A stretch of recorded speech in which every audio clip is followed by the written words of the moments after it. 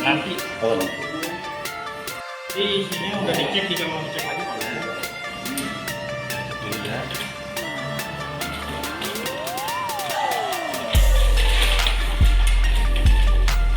Ini surat aslinya ada lampiran puasa dan lampiran kasusnya. Oh ya. Baik, terima kasih. Pak Sekjen ada nggak? Pak Sekjen belum dia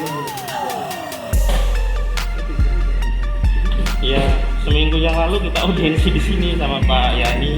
Kami memang meminta fatwa kepada MUI untuk mendapatkan fatwa tentang bagaimana sih kebohongan menurut pandangan keagamaan agama Islam.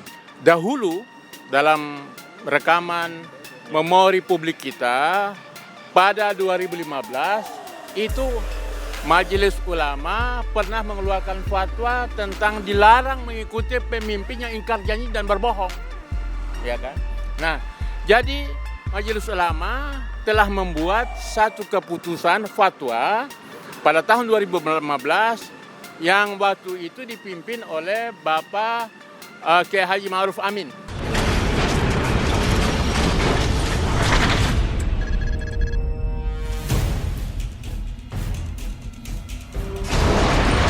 Bismillahirrahmanirrahim. Assalamualaikum warahmatullahi wabarakatuh. Alhamdulillah, hari ini kami dari tim pembela ulama dan aktivis sekaligus selaku kuasa hukum dari sejumlah rakyat yang menggugat Presiden Joko Widodo ke Pengadilan Negeri Jakarta Pusat sehubungan dengan perbuatan tercela Presiden Jokowi berupa kebohongan-kebohongan yang terjadi selama ini. Maka di perkara 266-PDTG-2021-PN-JKT-PSE itu sebentar lagi memasuki agenda pembuktian.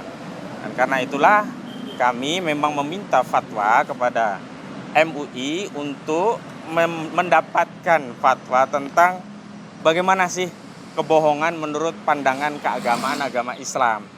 Apakah kebohongan itu berpahala, terpuji, atau sebaliknya satu tindakan tercela yang diharamkan syariat. Meskipun secara umum kita tahu bahwa kebohongan itu tercela dan jelas diharamkan oleh syariat, tapi kita meminta fatwa dari pihak yang memiliki otoritas, dan ini kaitannya dalam rangka untuk pembuktian di sidang pengadilan.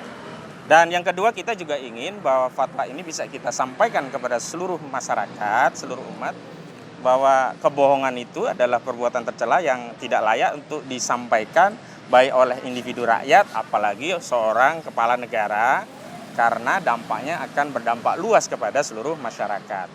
Dan insya Allah tadi surat sudah disampaikan dan ada tanda terimanya, diterima tanggal 14 Oktober 2021 pukul 10.45 waktu Indonesia Barat. Jadi perihalnya adalah permohonan fatwa atas kebohongan Presiden Jokowi. Dan di sana sudah kami jelaskan isi permohonannya tadi berkaitan dengan rencana pembuktian kita di dalam gugatan terhadap Presiden Jokowi pada perkara 266-PDTG-2021-PN-JKT-PST. Yang kedua adalah dalam rangka untuk mendapatkan pencerahan agar umat memahami apa itu hukum kebohongan dan apalagi ini dilakukan oleh seorang presiden dan sikap apa yang harus kita ambil dalam hal adanya kebohongan ini. Terlebih lagi kita ingin bahwa Majelis Ulama Indonesia selaku orang yang alim gitu bisa memberikan bintang pemandu kepada kita umat Islam yang awam ini agar kita juga tidak keliru dalam melangkah. Dan yang lalu memang sudah ada fatwa terkait kebohongan, nanti bisa dijelaskan oleh abang kita. Tapi saya ingin menjelaskan bahwa kepentingan urgensi surat ini adalah pertama kebohongan yang spesifik kepada Presiden Jokowi, dan kedua berkaitan dengan pentingnya hal ini untuk diungkap ke publik agar publik bisa menyadari, menginsyafi tentang pentingnya untuk berlaku jujur. Itu yang bisa saya sampaikan selaku koordinator. Dan yang kedua, kepada Bang Azam kan kami persilakan untuk memberikan statementnya. Pak, saya kira apa yang dijelaskan barusan itu sudah cukup. Tidak perlu saya menjelaskan lagi. Hanya tambahan sedikit bahwa kita menunggu rekan-rekan advokat, tapi yang ada duluan lah yang kita lakukan ini, jumpa pers lah ya. Namun selanjutnya saya serahkan ke yang lain aja. Saya kira cukup sudah apa yang dijelaskan oleh Ustadz Ahmad. Ya. Bang Muslim Arbi, silakan Bang. Baik, bismillahirrahmanirrahim. Assalamualaikum warahmatullahi wabarakatuh. Waalaikumsalam warahmatullahi wabarakatuh. Saya Muslim Arbi, mewakili dari kalangan aktivis, juga mendampingi saudara Ustadz Ahmad Sudinuddin dan Bung Azam sebagai kuasa dari TPUA yang menggugat kebohongan Presiden Joko Widodo di Pengadilan Negeri Jakarta Pusat, mendatangi Majelis Ulama pada pagi hari ini. Pada prinsipnya saya mewakili teman-teman aktivis dan seluruh rakyat Indonesia mengklaim karena kebohongan itu jelas-jelas perbuatan tercela. Itu adalah haram hukumnya. Dusta itu adalah haram hukumnya. Oleh sebab itu pagi hari ini kami meminta dengan sangat kepada Majelis Ulama agar segera mengeluarkan fatwa tentang itu. Karena apa? Dahulu dalam rekaman memori publik kita pada 2015 itu Majelis Ulama pernah mengeluarkan fatwa tentang dilarang mengikuti pemimpin yang ingkar janji dan berbohong. Ya kan? Nah, jadi Majelis Ulama telah membuat satu keputusan fatwa pada tahun 2015 yang waktu itu dipimpin oleh Bapak Kiai Haji Ma'ruf Amin, ya kan? Mengeluarkan fatwa tentang dilarang mengikuti pemimpin yang ingkar janji dan berbohong, suka berbohong. Nah, dalam persoalan ini, kalau kita melihat tentang persoalan-persoalan kebohongan, meresahkan. Ya, sebagai orang yang beragama, dari sisi kajian moral, ya kan, kebohongan itu jelas-jelas perbuatan yang tercela.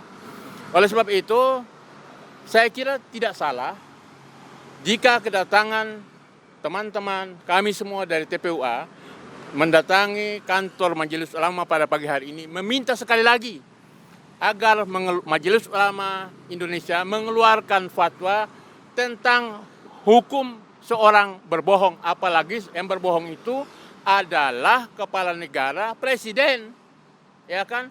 Yang semua kita tahu bahwa ada 66 kebohongan yang diucapkan pada saat janji kampanye 2014 dan juga janji-janji yang lainnya, ya kan? Nah, ini dari sisi kajian moral, dari sudut pandang agama, jelas-jelas jika ini dibiarkan, maka bangsa ini dipimpin oleh seorang kepala negara, kepala pemerintahan yang berbohong, dan ini tercela di mata rakyat maupun di mata dunia, apalagi di mata Allah Subhanahu wa taala. Oleh sebab itu, kami mendesak, meminta keterangan yang mendalam kepada Majelis Ulama agar segera jangan menganggap bahwa kedatangan kami ini adalah tekanan politik. Tidak. Kami datang ini adalah satu kewajiban sebagai anak bangsa, yang umat yang beragama sebagai muslim, ya kan, meminta kepada Majelis Ulama agar segera tanpa KPU, PKU, apapun, ya kan, agar segera mengeluarkan fatwa keputusan tentang persoalan bagaimana hukumnya seorang berbohong. Sekian, Assalamualaikum warahmatullahi wabarakatuh. Waalaikumsalam warahmatullahi wabarakatuh. Dan memang ini yang paling penting kenapa kita mintakan fatwa, karena ini dilakukan oleh seorang presiden atau kepala negara yang jelas implikasinya berdampak luas. Karena itu kami mendampingi Pak Arief yang juga menggugat hal itu di pengadilan. Hari ini juga Pak Arief hadir selaku penggugat prinsipal.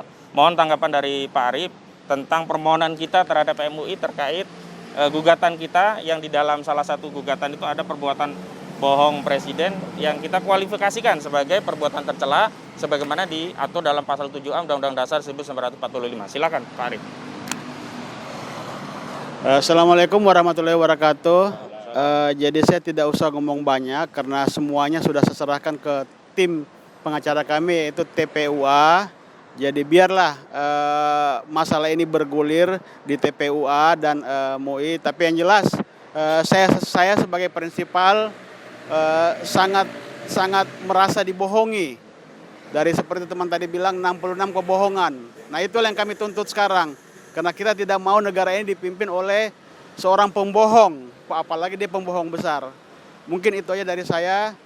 Wabillahi taufiq. Assalamualaikum warahmatullahi wabarakatuh. Langsung ke Ori ya Bu ya. Ikut ya, aku belakang ya. Ya.